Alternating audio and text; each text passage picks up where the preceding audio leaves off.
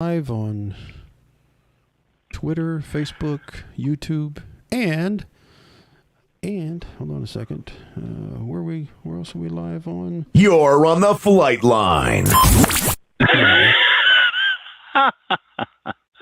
There you go. Flightline Radio. No, that's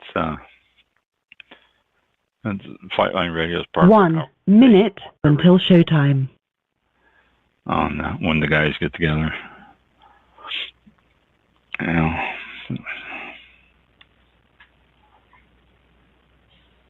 You still there? I'm sorry, I was... Oh, there you are. I always panic when you don't say something for a while. I think one of us is lost. One of us is disconnected. Yeah.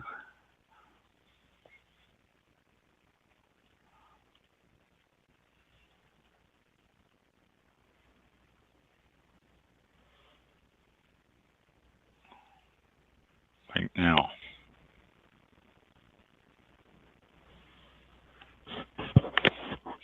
What did you disconnect us when you connected everything else? No. Oh, there it is. Okay, there you. Let me make sure. Yeah, Your show will go live in 5 seconds. 4, 3, 2, 1. Boop. All right. Cool. Blog Talk Radio. Let's try it.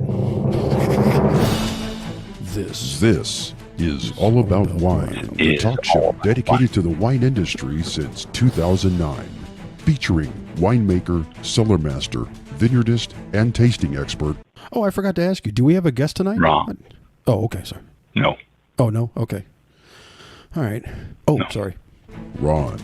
Basically, what we're trying to do on this program is just trying to educate people and trying to make wine less confusing and more friendly.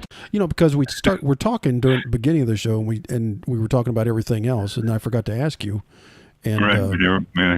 Yeah, we do next week. Oh, and the week after.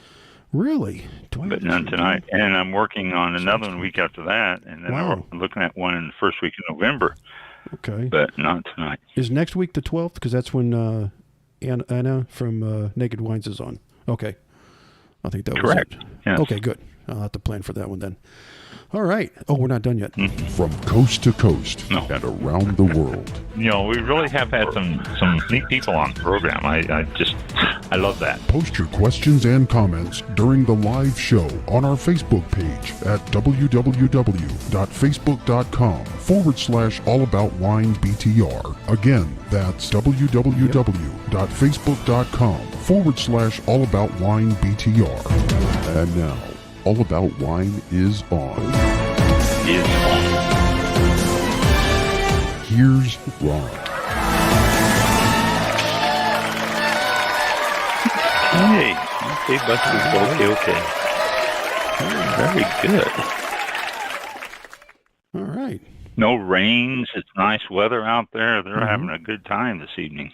And the temperature's not bad either, I don't think. I think it was, it's pretty decent. No, too, not really. The dew point, I think, is down. So, yeah, not a bad time to be out. Yeah, that humidity is important. Yeah. Yeah. So, yeah, it's not bad out there at all. Did you notice Wednesday? Was it Wednesday? Yeah, Wednesday. No, Tuesday. Today's Thursday. Tuesday, 2 days ago. Mm-hmm. All the smoke in the air from Canadian wildfires. Yeah, that's insane. All the way down here. I know. Wow. Yeah, and it was funny because I was talking to a couple of guys. One lives in New Jersey and one lives in Pennsylvania a couple of weeks ago, and I said, "Boy, you guys, they sitting outside, and we were all having cigars while we're talking, and video chat, and it was so hazy and so smoky behind them." And I mentioned something to them. They said, "Yeah, it's Canadian fire smoke that we're getting down." This is in Pennsylvania and New Jersey, but then Tuesday. It was that bad here in Florida. Yeah. I couldn't believe it. Yeah, it's sad. We get that that kind of range. It's got to be really intense up there for sure to cause that. Oh yeah. But good point. Didn't even think about how strong that must be up there. And I didn't see much. I wasn't on Facebook on Tuesday, but where I get all my news source because it's reliable. Anyway, but I was I was at work and I looked outside and I go, "What in the world's going on?" And I had no idea it came from Canada. I thought there was something, in Polk County or I don't know, Orlando or that area because it was thick and just incredible. I thought, "Wow, this is really." And then when I found out it was from Canada, that made it even worse. It was like, "Oh my gosh, it must be really bad." Well, if you did a good sniff, you can smell that maple syrup and Canadian bacon in it. So that's how you knew it was from Canada. Yeah. So, but yeah, it was it was nasty. I just hope it's you couldn't. I just hope it's not a wildfire where people are affected or animals, things like that. You hear about sometimes, but is it just wilderness, woods? I don't know, but I don't know. That's a good point. Let me go find out where here. Yeah. Just where is Canadian fires? Okay. Latest wildfire information, Canadian wildfire update. And it says, wow, North American wildfires support Hawaii. Typically wildfires support Hawaii, climate change increase. I don't know all this stuff. I just want to see a map or something. Yeah. California, Oregon, Canada. Okay. Fires, well, that doesn't tell me anything either. Well, over the course of the fires, nearly 200,000 people were evacuated for some length of time. Ooh. Wow. Mm. That's in Canada. Here's Alberta. What's it say there? In Alberta, there are 86 active fires. Wow. Wow, as of October the 4th, which is yesterday. Wow. Wildfire note, the Bassett complex is classified as out of control at 234,000 acres. Wood Buffalo complex fire. Now, this is in Alberta. The Wood Buffalo complex is currently 1.21 million acres. Wow. Yeah. British Columbia, let's see. 334 are active as of October the 4th in British Columbia, with 48 of those 334 being considered out of control. Jeez, it's all over northwestern Canada. 31 homes for the First Nation. Oh, geez, I'm not going to pronounce that. The Indian tribes. 31 homes were destroyed. Several evacuation orders. And let's see, Northwest Territories.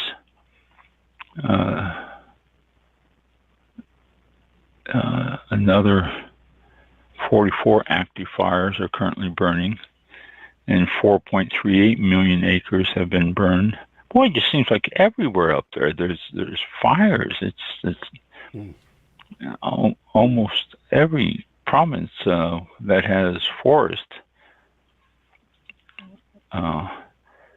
Quebec, 701 fires to date. In Quebec, 19 active, with the smallest at 1/4 of an acre and the largest at 3.19 million acres. Wow. So, yeah, it's just like everywhere there. It's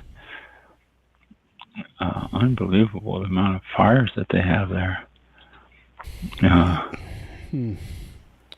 Well, so, and that's why we're getting all the smoke Yeah. Wow. That's something. So, again, if you wanted to, they brought up to support Hawaii wildfire recovery here in this article. Want to support any of those things? American Red Cross, and you can designate where you want the money spent. They'll do their best to do that. So, the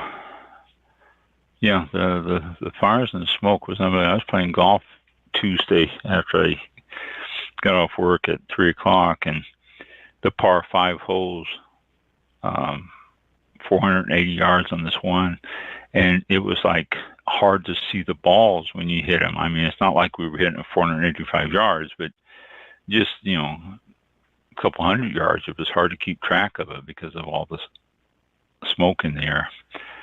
So that was strange. So, all right. Anything else? Oh, yes. I'm a sports fan. You all know that. And I've talked about sports off and on through the shows through the years. Well, the Tampa Bay Rays, my local baseball team, got their butts kicked in 2 games on the playoffs on the wild card. They started out winning 13 straight games. They also set a home record for number of games won at home to start the season. That was 14 in a row. Diaz won the batting title, American League batting title. We had some injuries, but every team has injuries. But 99 wins, and we go into the playoffs, and we lose 2 straight games at home just immediately. We scored 1 run over 2 games. We had a run differential over the years of, 400 home runs compared to opponents of only 130 or something. It was ridiculously lopsided, and we lost. So, good job, Rays, up to that point, and we'll look forward to next year already. And at this point, I don't care who's in the World Series or who wins or anything, because, I feel jaded. So, that is... that takes care of that. And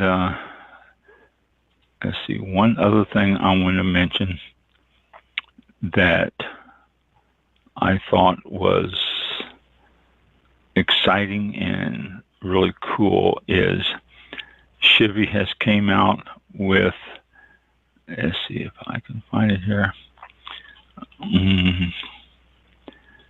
Oh, no, I can't. Why did I lose that? There's no reason why that should have disappeared. Well, Chevy's came out with a new Chevelle, I think. But it looks good. It really is a good-looking vehicle. So if y'all looking for a little reminiscent of muscle cars, and it's supposed to be out next year, 2024, so it may pop in any time now. So, okay. That's all the unwine-related news I wanted to share. So we'll get back to business here. You still there, Mike? Yes, I am. Oh, okay. Yeah. Whenever we get quiet and I don't hear you, I think maybe I have been lost or you have been lost. And so every once in a while, you need to pop in there and say, hey, or, that's good. Or should find some cricket noises. Yeah, some kind of sound effect for crickets. Okay. I'll find something. Yeah. Just something so I know you're still there. I'm still here too. I mean, we have had issues. Believe me, we know what that's like. Oh, yes. We have had issues in the past, so got to keep on top. If we don't hear from you, that's when the panic sets in.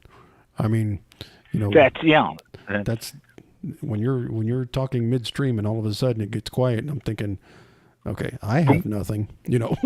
I mean, what am I supposed to do? Yeah. I can just see the little beads of sweat forming on your forehead. Oh yeah. Where are we gonna go now? Ron. Totally different. You can continue. Right. If you don't hear me, you go on until 8:10, whatever it is. If I don't hear you, I'm just staring at my screen and going, okay. Wow, look at the picture of the mountains on Facebook If I'm gone. Yeah. If I'm gone, I pick up the phone and call usually. But sometimes I went on for 5 minutes, not realizing that I've disappeared. Yeah. No. And the show goes on. And the show goes on. All right. We're already a quarter of the way in. We haven't said anything about wine yet. Yeah, we did on the opening. We got a guest next week, and we've got one the week after. Let me get out my calendar here and confirm these two things. And let's see. That's November. I don't want November. I want October. Yes, next week we have Anna from Naked Wines, and the week after that we have John with Australian Wines. And I'm trying to get a hold of, what a blank, our Halloween haunted winery lady. Wow. Joy Neighbors. Joy Neighbors. Yeah. Yeah. I've been trying to get a Joy. I haven't heard from her back yet. I don't know why. Maybe I'll have to check and see if the email went through. It should have popped through back to me immediately if it didn't go through. So. Yeah. See if she's. So I don't know. Still, she was working on. She was working at or working with a distillery. I think so. Yeah. Something. Yeah. Last we talked to her, she was with the distillery. Yeah. So.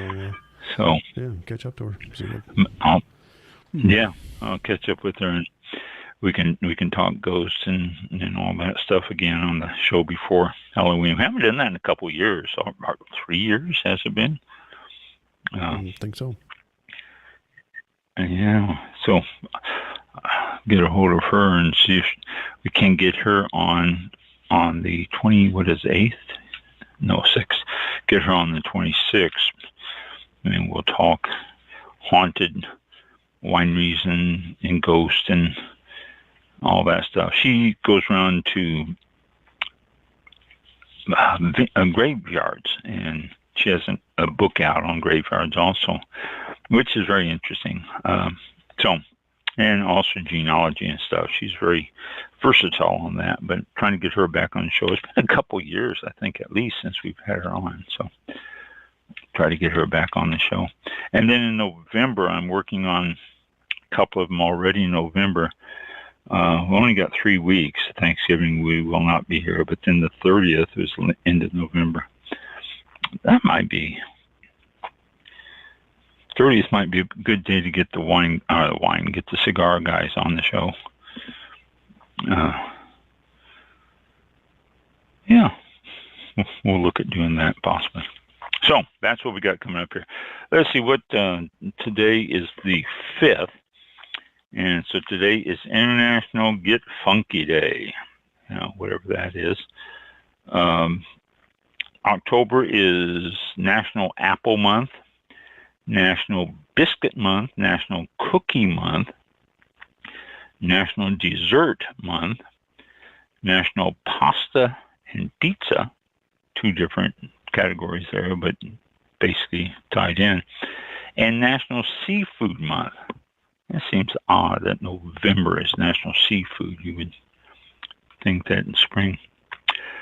Tomorrow is Inbox Zero Day. Nothing in your inboxes, fat chance. World Card Making Day is Saturday. Just to make cards. Sunday, National Heroes Day. I don't know, heroes, this is a term heroes is getting to me. Everybody's a hero now. You walk across the street and stop and pick up a piece of paper, you're a hero. Monday, the 9th, International Beer and Pizza Day. Not good for wine. Tuesday, World Mental Health Day. Now, that's a good day for wine right there. And Wednesday, it's my party day, which is another good day for wine. The next Thursday is World Arthritis Day. Another good day for wine. So, those are eventful days coming up over the next week before we have our guest next week. Okay. Let's see what we've got here. I found some interesting things to talk to you about. Let me find them here and tell you about them. Okay, 18. Oh, this I thought was really interesting. Wine America came out saying, wine equals power. Okay. All 50 states have wine producers. 10,637 in all. That's more than I thought. Now, that surprised me when I read that number. I didn't think it was that high, that these are all wine producers in this country. Which preserve the land, hire local people, support suppliers, attract tourists, contribute to their local communities, and pay lots of taxes on all levels. And Congress knows that. Okay, Voltaire said, wine is the driving juice of September, which is pretty true. September is, harvest, and they start coming out with the wines and stuff. Poets and philosophers have talked about wine for centuries, and it's just a magical elixir. As everyone knows, you can, you take this grape and you make something that people like to get together with. Improves lifestyles, makes us happy and all that. But that's the fun side of it. We got to talk about the money side. It's a major economic engine. It generated $276 billion for the American economy in 2022. Just last year, $276 billion. That's 25% above the 2017 level. And that's with COVID squeezed in the middle there. 2020 was the COVID year. A lot of wine sold then. The wine is produced, distributed, sold, and consumed in all 50 states. Okay. Between the farmer pruning vines and the consumer sipping wines, there's an incredible array of wine-related businesses, transactions, and benefits that flow throughout the economy because of wine. A 2022 study showed that the wine industry in the United States generated a total of 1,844,901 jobs. That's just the wine industry. Okay, $95.5 billion in wages and $276 billion in total output. That's just wine. That's just wine now. It also generated a total of $31 billion in taxes, including $22.8 billion in business taxes and $8.2 billion in consumption taxes. And now you got to realize that $8.2 billion is what you're paying when you go to the store and pick up wine. That's consumption taxes. $22.8 billion business taxes. That includes everything that the winery does. The taxes we pay on everything that we can and do pay on everything. I say we, reflecting back to the winery. We do have a resale number, and we used the resale number, but we still had to keep track of that stuff. What was that? What? Sounds like I'm getting a feedback on myself here. No, it went away. Okay.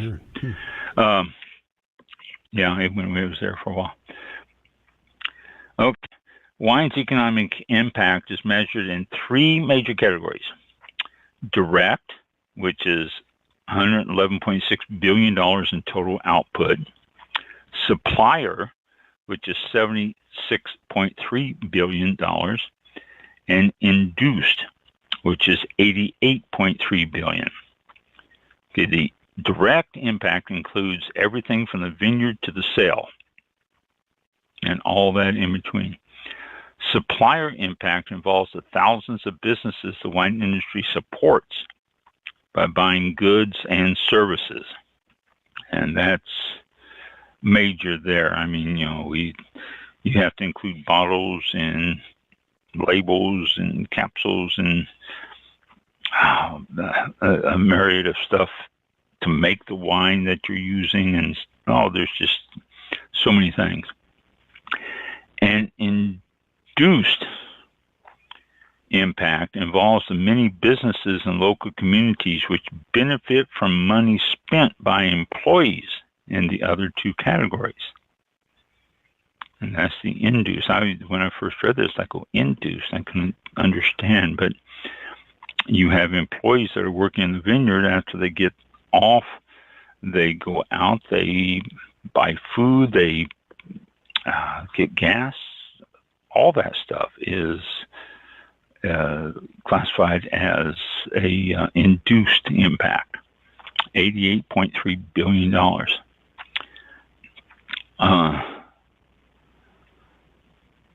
Let's see, from an economic perspective, what's in a bottle of wine? Well, land, trellises, farm equipment, fuel, labor, harvest machines, crushers, presses, tanks, barrels, bottles, closures, labels, boxes, warehouses, transportation, communication, and much else, all involving the workers.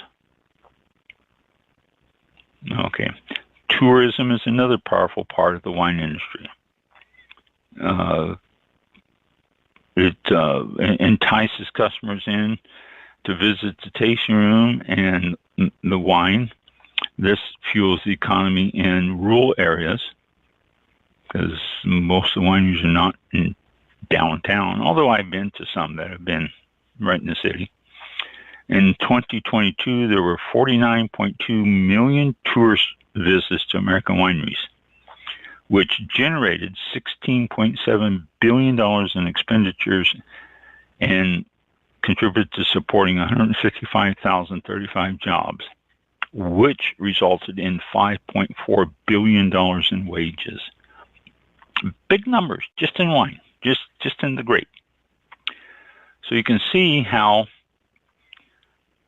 a little bit of weather problems are a little bit of anything along the line can affect numbers. And these numbers make a big difference, in economies and all that stuff. Out of 100 U.S. senators, 100 represent wineries.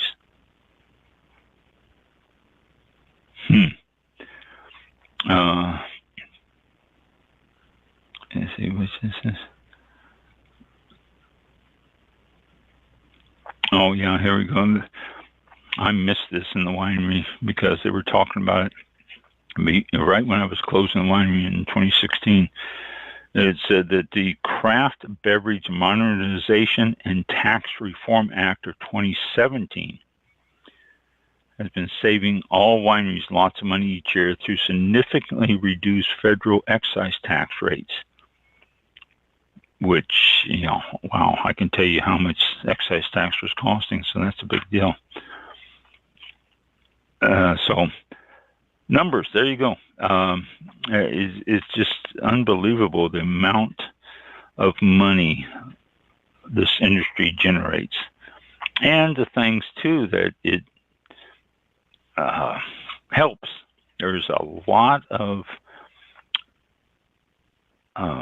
auctions and events, and all these things usually pick out a charity or something that it gives money to, and that all gives boost to the wine industry each year. So it's quite an important thing in this country, the wine industry. So, okay. Let me see. What is this? No, I want to read that article myself first because it's pretty long. No, this was interesting. This is world bulk wine exporting countries. Now, the United States exports a lot of wine.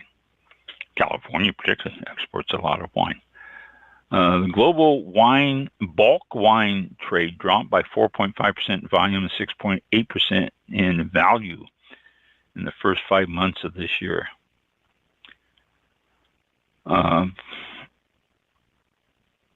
Most countries dropped. It's amazing. 9 out of the world's top 15 bulk wine exporting countries increased their prices despite a decline.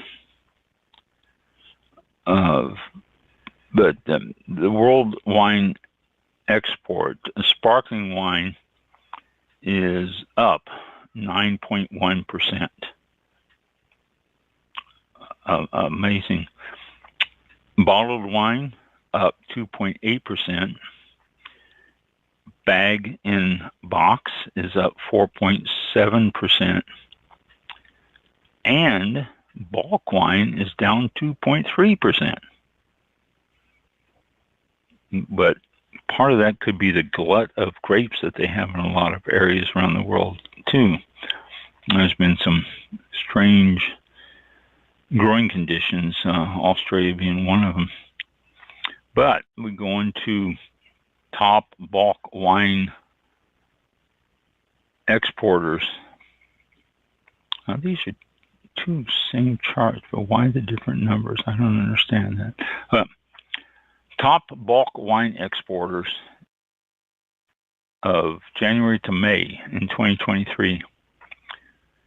The biggest one, Spain, at 216.7 hectoliters. I think that's what they're talking about here. I don't know. It doesn't give me a key to this. Hectares? Yeah. Probably because it's global, so everybody talks in metric except us. So I have to go hectares. Spain, 216.7, then Italy, 123.1, Australia, 110.7, New Zealand, 104.7, Chile, 101.2, France, 76.2, and then the United States, 45.1 hectares in the first and these have to be thousands, million hectoliters. Yeah, in millions. So, when I see United States, 45.1 million hectares. So, numbers are down. Numbers are down for world bulk distribution, which the thing is, everybody ships wine everywhere. And when you start getting the numbers down, then it affects everything. The economy, it affects the wines that are being made and all that. So that's why I'm going to pass it on to you. Okay, let me go to the next group of things I want to tell you. Okay, WHO, World Health Organization. We all know who is. I think we should. has alcohol in its crosshairs now. Why? I don't know. I guess they have nothing better to do. And they're saying that, well, not who's saying, but everyone else saying the wine industry needs to take notice, because they're changing, who's changing the way they talk about alcohol and what it can do to you and all that. They've been working on threads for almost 15 years, and we're used to seeing these things come out from who talk about alcohol and all that.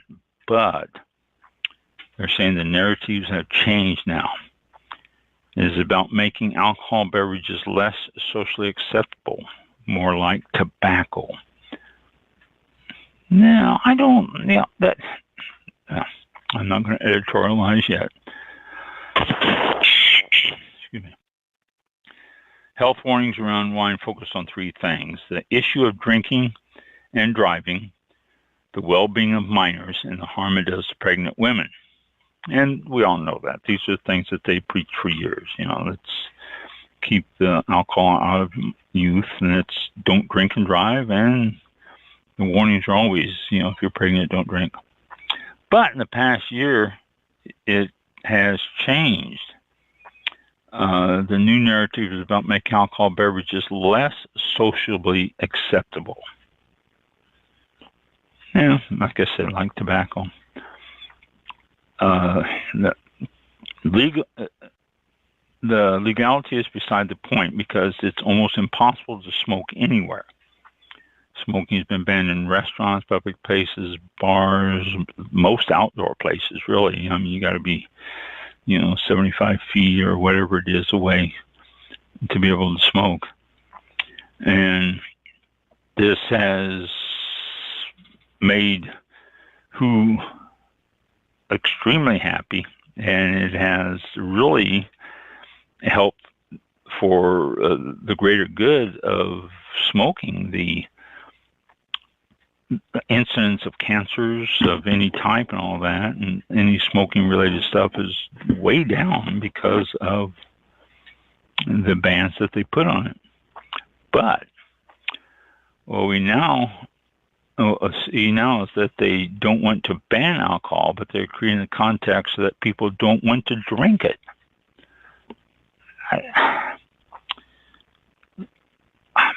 Okay, let's not talk about, let's not editorialize yet. The WHO proposed a coordinated action in 6 areas for Europe: alcohol pricing, alcohol availability, alcohol marketing, health information, and with specific focus on alcohol labeling, health service response, and community action. Okay. They're saying they want to turn down the alcohol flow. They think it's just too strong. They want to start treating it like tobacco. Well, they've got it out of hand on tobacco now, I think, anyway. And I'm not a cigarette smoker, and I'll have my cigars playing golf or, every once in a while here. But it's not like I couldn't go without it. But I like my wine with my meals. I go out to eat. Sometimes we pick restaurants just because it has wine and a decent wine list. And if they start putting more restrictions on that, I don't know how we would. But it's already can't be sold to minors. And now they're talking about it, putting new restrictions where if minors are present, then it can't be sold.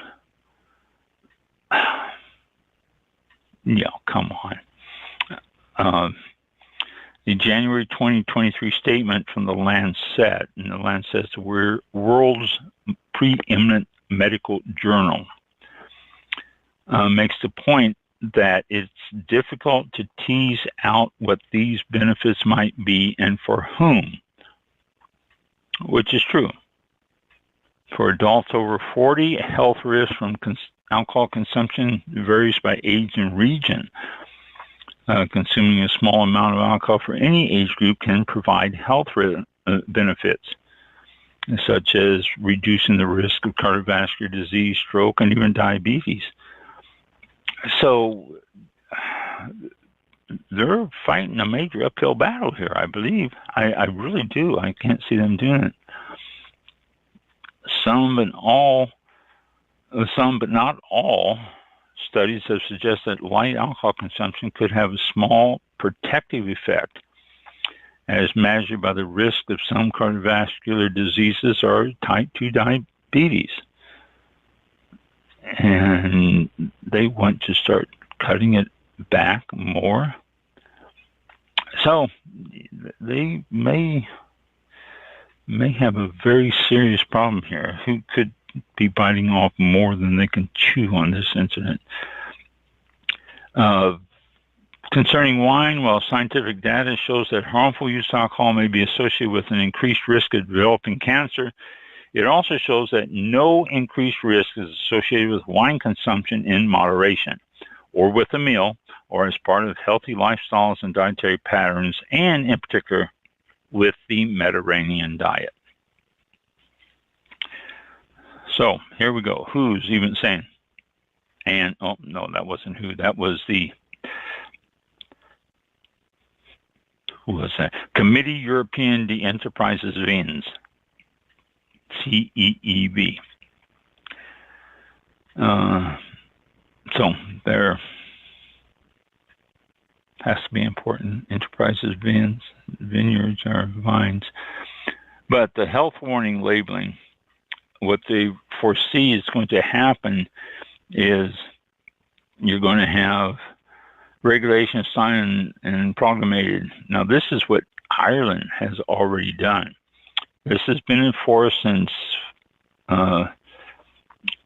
May the 22nd, 2023. And it will apply for May 22nd, 2026. The labeling of alcoholic beverages. Now, these are things that they're talking about putting the Irish health warning labeling. And the Irish says, I've heard about this. It says, point, alcohol consumption causes liver damage. Point, the pregnant woman pictogram, and it shows a pregnant woman there with the circle and the line through it, which could be interpreted as we don't want pregnant women, let's stop pregnant women. Actually means that, pregnant women shouldn't be drinking the wine. Point, there is a direct link between alcohol and fatal, I just talked about pregnant, I said fetal, and fatal cancers. There's a direct link between alcohol and fatal cancers. All right. Point, website with public health information regarding alcohol consumption. And it has a website listed. And an indication of the amount of grams of alcohol and the energy value expressed in kilojoules and kilocalories. Kilojoules, I'm not familiar with what that is. So, and this is all that's supposed to go on wine labels in Ireland now, in force now. So, who's looking at doing this in everywhere, particularly European Commission. Says young people in wine-consuming countries are already drinking far less than previous generations, in large part because of health concerns. So it's already working to try to get the youth to not drink, but it's just health concerns. But it's still classified as being all right for you. Let's see, what's this say? In its latest annual report, U.S. online retailer Drizzly reveals that the youngest wine drinkers in the U.S. say they are going to drink more red wine or non-alcoholic beverages. And wine also seems to be a popular gift among the young drinkers. So, we don't want people to be drunk. We want people to drink in moderation. We are not against health or moderation warnings, but wine is a very important sector in Europe. So this is what may be coming down the pike here before very long. Who knows? I guess say the EU needs to, or the WHO, not the EU, WHO needs to go back to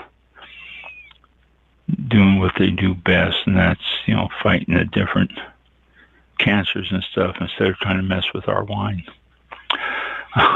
Okay. All right, let me see what else we have here. I told you 3 weeks ago, I think, 3, maybe 2, about the contest that Wine Spectator,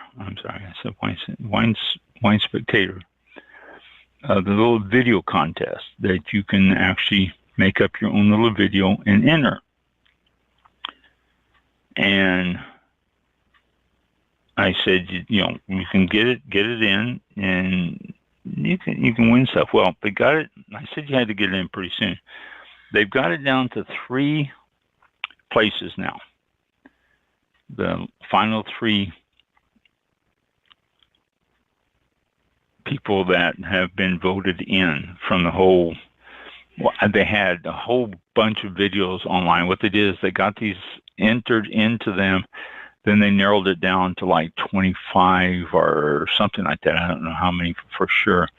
And then you voted on those, and they weeded out the silly ones that, or the ones that they need to weed out, and they got it down to 3 now. People voted, and we got it the final 3, and then you can vote on these final 3.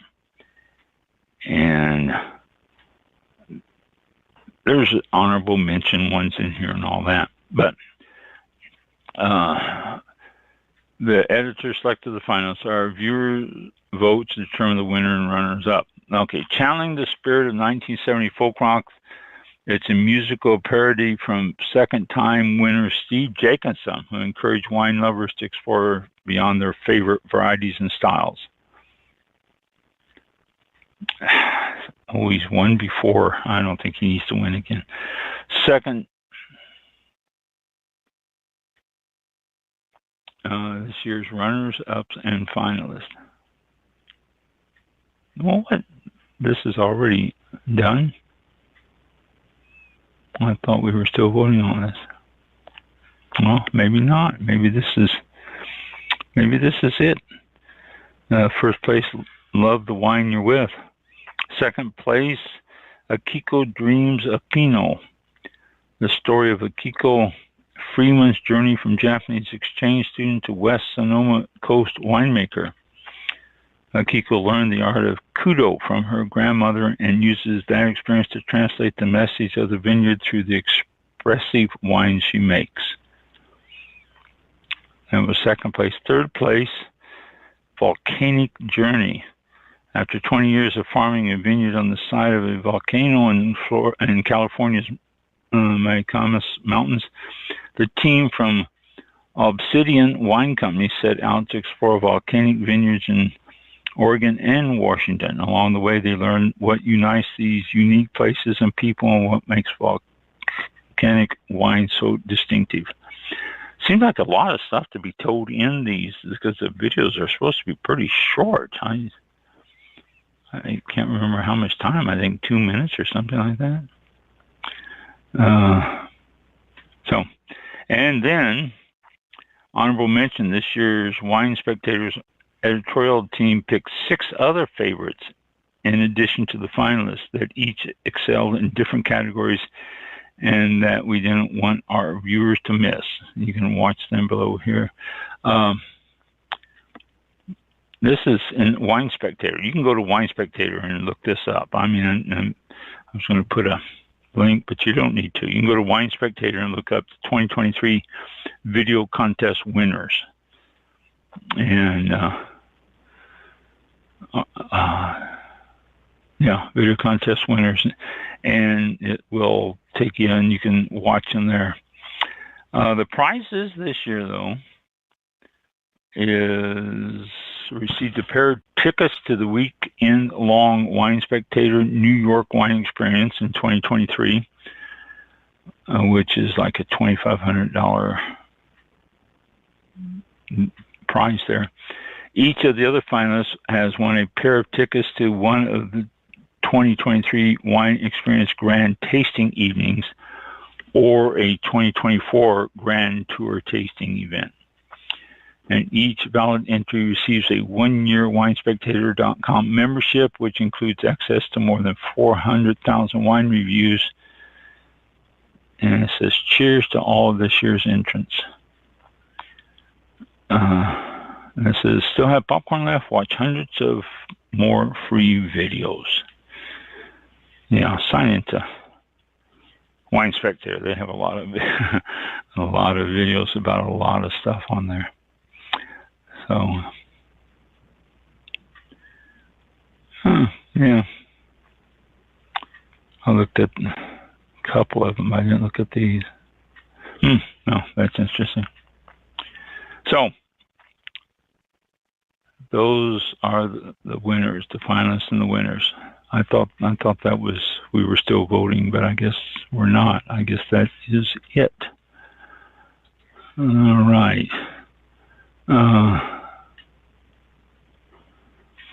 Let's see the next one here. Missouri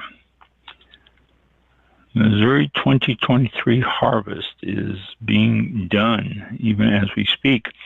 And the reason I call it this is because Terravox Vineyards was someone we just talked to 2 weeks ago, I think, wasn't it? 2 weeks ago. And he said he was waiting, and now it's ready to be picked. In fact, he should be almost done now because this article is a week old. And he says this crew of harvesters are nearly halfway through, and it already appears that the 2023 vintage will be better, of higher quality and larger than 2022. Currently 40% finished harvesting. It's 14 acres, so about 6.5 acres, he said. Although the late spring and early summer brought wet and hot temperatures, he said they were able to get through a drier than normal August, which helped ripen the grapes. And he said he should be done by middle of next week, which mid-October. Excuse me. It says they are unique in that they grow almost entirely all native North American grape varieties. It says while 15% of their vineyard is planted to the Norton grape, most is planted to grapes such as Albania, Cloita, Hidalgo, Munch, Stark's Star, and Wetumpka. So a bunch of Native American grapes you never heard of. And like he told us last week when we were talking to him, he does a lot of blending, so you're not going to see a Munch wine, a varietal Munch or a Wetumpka. He blends most of those and just comes out with a red or whatever he's doing. He said between now and the end of October, visitors to the winery will be able to stand on the balcony of the winery and watch a crew of harvesters pick grapes from the vines. But a lot of times in the Midwest, well, here, Terravox Vineyards, located about 30 minutes northwest of Kansas City, founded in 1996 by Missouri native Jerry Esterhold, who was on the show. The winery's mission is to produce delicious and unique Missouri wines that showcase the world-class wines that can be produced from Harlem grapes native to North America. And again, if you want to know more about Terravox, go to terravox.wine. Terravox, Terravox.wine.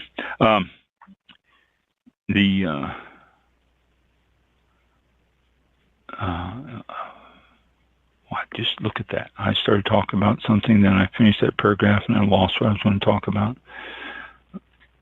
But the wineries there are in the middle of harvest, as is a lot of apple orchards around there, as is, well, not so much anymore tobacco. Not too far from where Terravox is, northwest of them, still in Missouri, there is a town, Weston, that used to grow a lot of tobacco. And you drive up there and see the tobacco fields and see the barns with the tobacco hanging to dry. I don't know if they're doing much tobacco anymore or not. It's been a number of years, many years since I was there.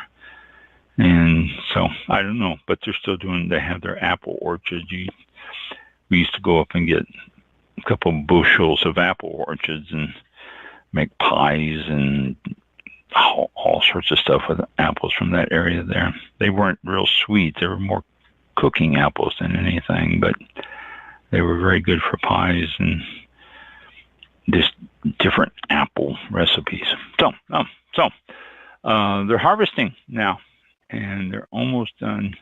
Well, halfway, 3/4 of the way through harvesting in Missouri right now. Getting good weather though. And let's see, where's the next one? El Nino. I guess everybody's familiar with El Ninos now, aren't they? And El Nina, La Nina and El Nino. Says the Bureau of Meteorology has declared that El Nino and a positive Indian Ocean dipole are underway. D-I-P-O-L-E, dipole. And that's I-O-D, positive Indian Ocean dipole. Warmer and drier conditions will be more likely over spring and summer for parts of Australia under the influence of these two drivers. They tend to draw rain away from Australia, though. The combined impact can increase the chance of below average rainfall over much of the continent and higher temperatures over the southern 2/3 of the country. The 3-month forecast for Australia rainfall and temperatures has been indicating warm and dry conditions, which is not good for our grapes. They're south of the equator, so we're heading into fall. They are heading into spring. Obviously, they are you flip from us because of the equator, south of the equator. I'm sorry, I was clearing something off here that was bothering me. So the increase of fire danger in southeastern Australia is usually associated with an El Nino conditions, and they have had some serious fires down there, if you remember, this last spring. The last time Australia encountered both El Nino and a positive IOD was in 2015, and around 2/3 of Australia's driest years on record were during El Nino. No two El Nino or IOD events or their impacts are the same, so it's hard to say what's actually going to happen. It says the effects of global weather occurs on average every 3 to 5 years, but not as a combination. A positive IOD often results in below average rainfall during the spring, and warmer than average maximum temperatures for the summer. And then similar our El Nino is the same. It's usually lower rains and more higher temperatures, warmer temperatures. So the combination of the two could be serious. Since 1960, when reliable records began for the IOD, there have been around 16 positive IODs and 15 El Ninos. 7 years have seen positive IOD and El Nino events happen at the same time, and those have resulted in some, prolonged droughts and drying out of a lot of areas. So, not a good thing. Coming Australia Wine Business magazine is talking about this. Obviously, I've been talking about Australia, but not a good thing coming up in Australia there. Okay. Let me go back here. Oh, it's almost 8 o'clock. Wow.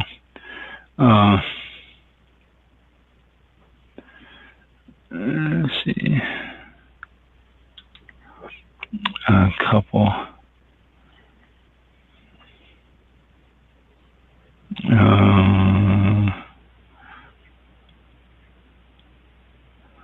Let's see, where is Arizona? Speaking of droughts, Arizona is dealing with droughts. Arizona has been dealing with droughts for all summer. One of the oldest wine growing regions in North America, they say. The billion-dollar industry has skyrocketed in Arizona over the past decade. Reason for the boom is Arizona's soil and climate, somewhat similar to Spain.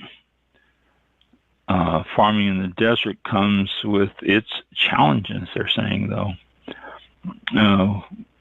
When you're a winemaker, you know what you're facing, and you have to monitor the grapes continuously. Each vineyard and winery and farm deals with the Arizona weather in their own ways.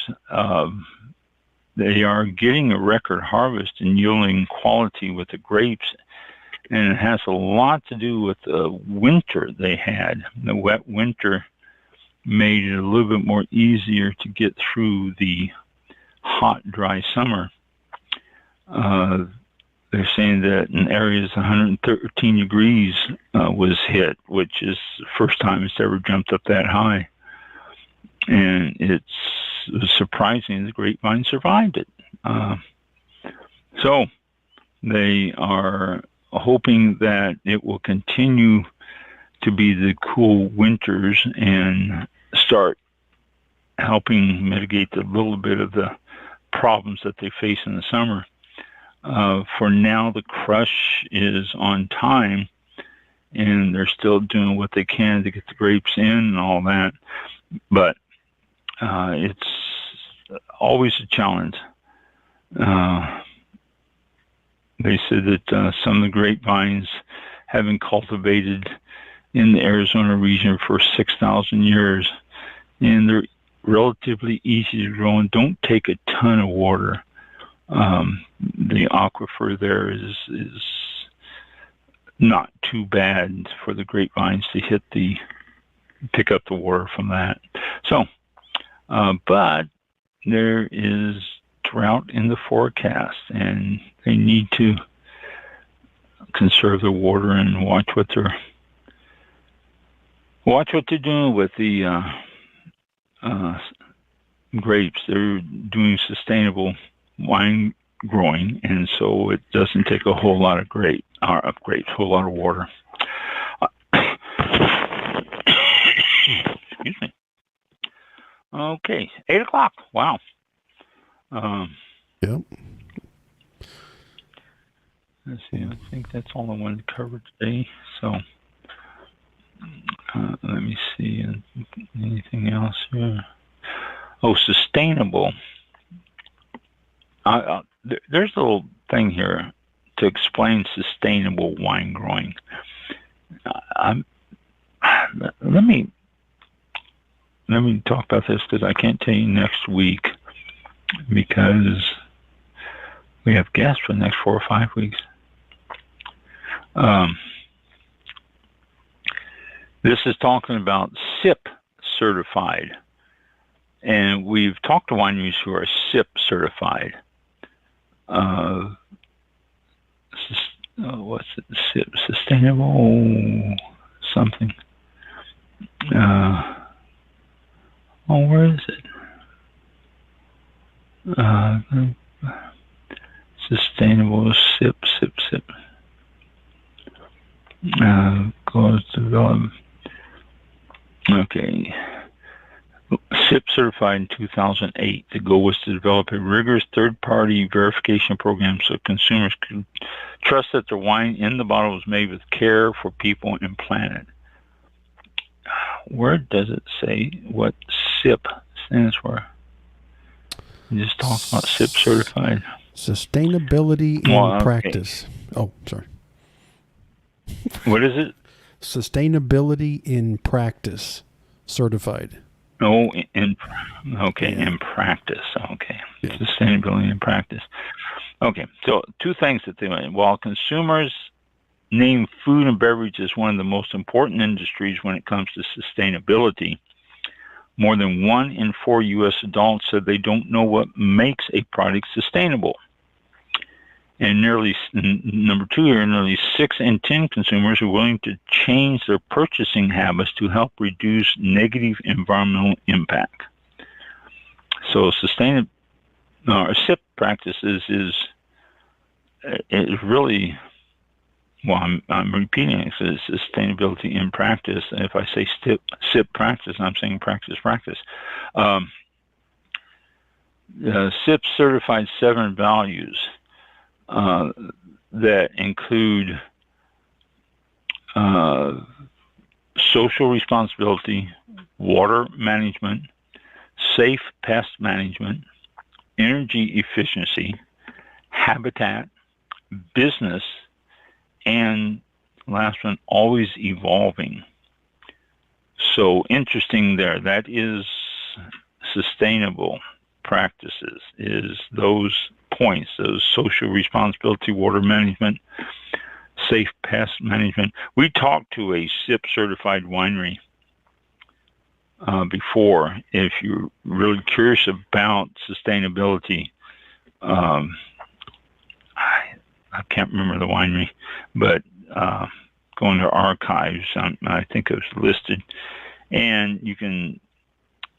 He explains sustainability and what all they're doing and everything else. So interesting, sustainability, but it's something that people don't really understand what it is, but it's basically taking care of the wine, the winery, and the planet. And it includes your paperwork and everything else too. It's not just those steps. If you're working in the office, you can't say, well, they're doing SIP practices outside in the vineyard, so I'm safe. It applies to your paperwork and everything else. So sustainability means the whole package. Everything is watched and controlled. And the paperwork makes a difference too. It's to the bottom line and what you're getting and how they're doing stuff and the formulas for wines and all that good stuff. So, yeah, I wanted to cover that because I couldn't do it next week or for the next 3 or 4 weeks. So, yeah. All right. Busy. It's that time of year. It gets a little busy. So, yeah, it does. It's always good. Oak prices are going up too, which is I saw that, which could mean that your oaked wine is going to cost more, or they're going to not oak as much, not use new French oak because oak prices are going up. So I wanted to throw that out there too. Okay. Let's see. Well, it is the end of our October 5th show. Gosh, we're already in October at about after 8 o'clock Eastern Time. And we will close down the show. We'll be back next Thursday. That would be October the 12th at 7 p.m. Eastern Time if you want to join the show live. If you happen to pass by this broadcast on our Facebook or Twitter page, you can still leave a comment, or YouTube. You can still leave a comment. We'll get it, and maybe we can respond or say something about it on the air on the following show. But you can contact us that way, leave a comment about the show, and go from there. Or you can email, of course, Ron at allaboutwine101@gmail.com, and he'll get the emails, especially if you want to be a guest. Those are, you're really looking forward to those and trying to get things arranged. So contact the show, and if you want to be a guest or you have a comment, let us know. We'd love to hear from you. Flightline Radio every Saturday morning from 7 to 9. Mike is live. Yes. Also, All About Wine is repeated on Saturday at noon. This week's episode repeated Saturday at noon on Flightline Radio. Yeah, and all the time, Flightline Radio is running and giving you music. Just turn your headphones on it and listen to it in the background while you're browsing the computer. Yeah, and we also have the iPhone and Google Play Store apps. So check it out, download the app, and you can listen that way. There's quite a few features I put on there. So download the app. It's easy to use. So, all right. Yeah, thank you. There you go. Very good way to do it. Yeah, we are progressing. And with that, we'll sign out.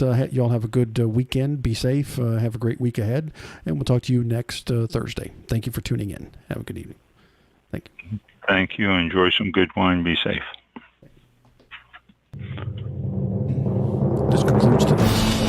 This concludes tonight's broadcast of All About Wine with your host, All About Ron. Wine. For show information, links to All About Wine on Twitter and Facebook, or to be a guest on this show, visit the show website at www.allaboutwinebtr.com.